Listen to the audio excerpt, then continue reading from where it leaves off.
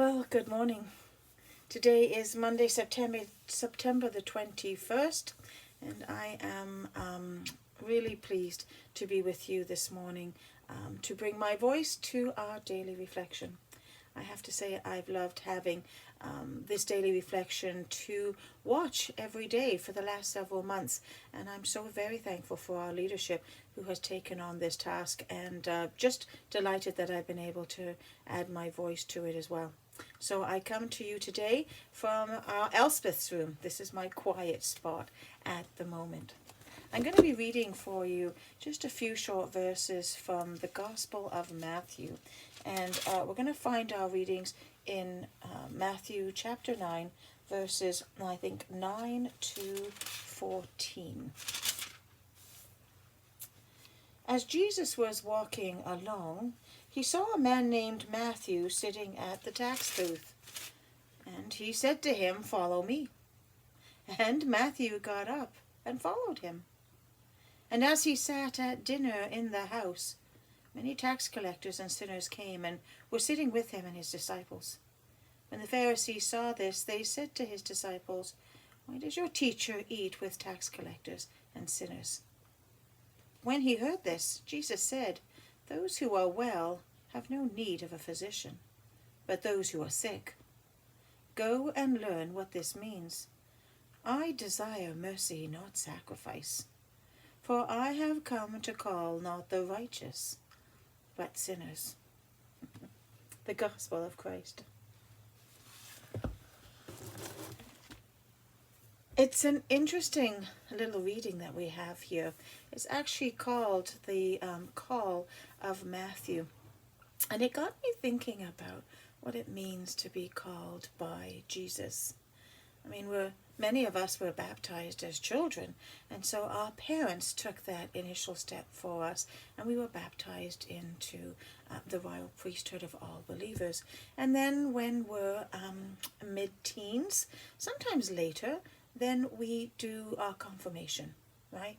That's the time when we say that while my parents took this step to have me baptized, now as an emerging young adult, I will take on the responsibility of saying, yes, I do confirm my life as a Christian, as a follower of Jesus.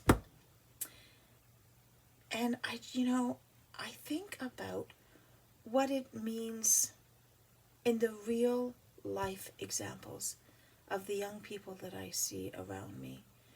Like many parents, I'm always so excited when my children engage at very deep, heartfelt levels with things that they're passionate about, whether it be sports or academics, the arts, all of those things.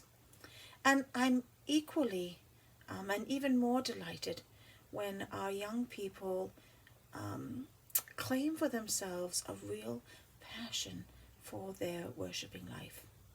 I remember having the conversations with our Elspeth about how impactful Clay was for her, which is the Canadian Lutheran Anglican youth gatherings that she went to a few years ago. And of course, this last summer, which was cancelled because of COVID, and it was postponed till next year, and now we know that that's actually going to be a virtual gathering as well.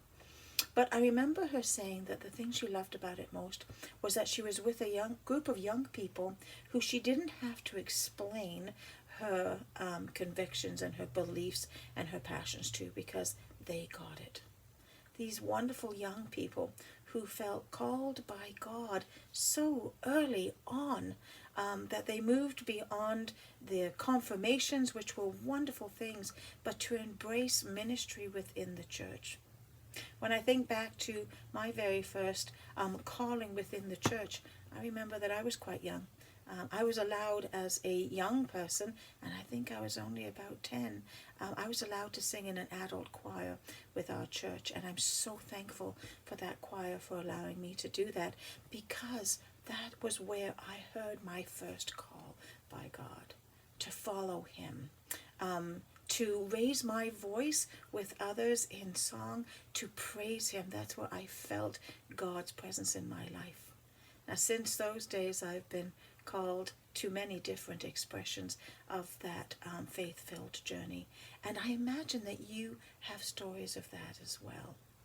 It would be lovely if we could identify ourselves as the righteous, as is what's spoken in our gospel reading today, but I'm not entirely sure what a true righteous person is by definition, other than one who follows the call of Christ, who is gentle with themselves and gentle with others, who take up that call and who follow him and allow Jesus to define who they are rather than allowing the world to define who they are.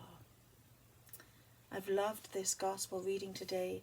I hope that it has opened up just a few things for you to think about in your call, your personal call from Christ to follow him. Blessings on your day. I hope it is filled with joyful moments, and I look forward to seeing you next Sunday. So take care. God bless. Wash those hands and wear that mask, and we'll see you soon. Bye-bye now.